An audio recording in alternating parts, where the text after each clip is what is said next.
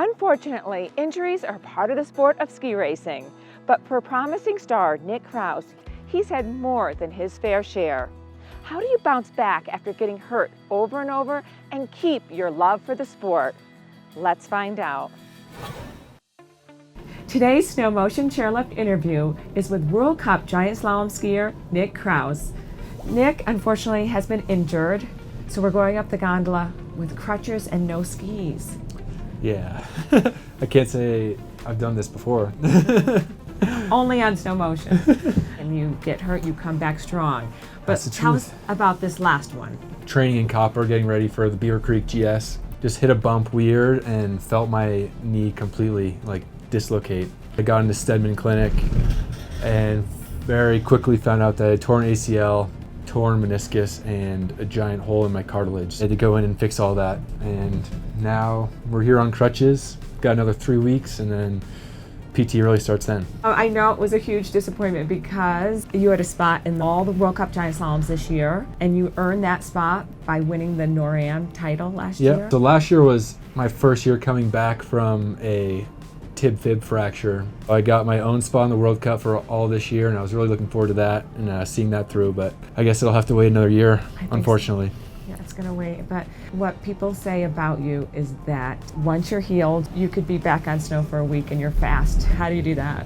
My teammates definitely inspire me a bit. Tommy Ford, Steve Nyman, those guys have had lots of injuries too, and they're back on the World Cup circuit just as fast as they were before that, so I kind of look at that and look at those guys for inspiration and really put my head down and work hard while I'm off snow, and hopefully it translates when I get back on snow. So that was my 10th surgery about 3 weeks ago. I've done 2 on my ankle, 3 on my left knee now, hip labrum repair, and the fractured leg, which actually broke in 5 places, took 4 surgeries to completely fix. And how did that compound fracture happen so that we know not to do whatever you were doing? Yeah, I guess don't ski Super G with a bunch of new snow and then go down your hip going 60 miles an hour. Okay, don't do that, don't do that. Yeah, so yeah, that was kind of a frightening one. And that was actually gonna be my first GS World Cup start. That was 3 years ago, and that had to wait another 18 months before I actually got that first GS start. And how did you get so good from a small town in Massachusetts? Yeah, it's a good question. I just love ski racing so much that my dad would bring me over to Wachusett Mountain pretty much every day, and I would ski. I would train in the morning from 8 to 12, and then go in, have lunch, get back out on the slopes, and literally ski park and everything else from 2 or 3 in the afternoon to 8 p.m. So growing up in Massachusetts, yeah, the mountains are small, but you can literally ski all day because there's lights, and never got sick of it. Good. That's how I progressed on to go to Stratton and then the US ski team once I was 18. Some of my biggest supporters have been the people who have been with me since the beginning. Wachusett Mountain has been my head sponsor for 8 years now, and they've supported me through everything. So I love competing, and I think once you're out on the slopes, you can really express your own character. Why are you so good, Nick? It's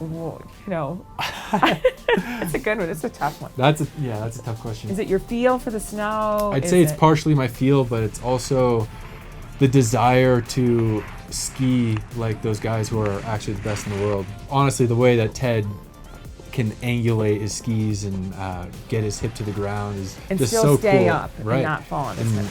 And do it fast and make it look pretty for all the viewers is kind of something to strive towards, yeah. But I just wanted to know what the secret was for you coming back so fast. When you jump back on skis, you're fast immediately.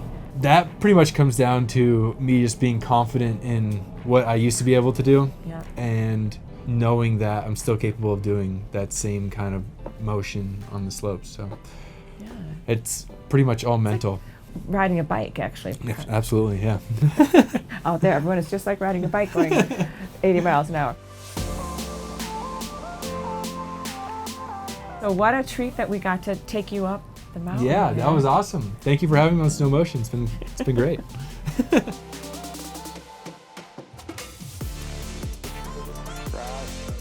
Nick has decided to retire from competitive racing, but that doesn't mean he's done with the sport of skiing, and we can't wait to see what he does next.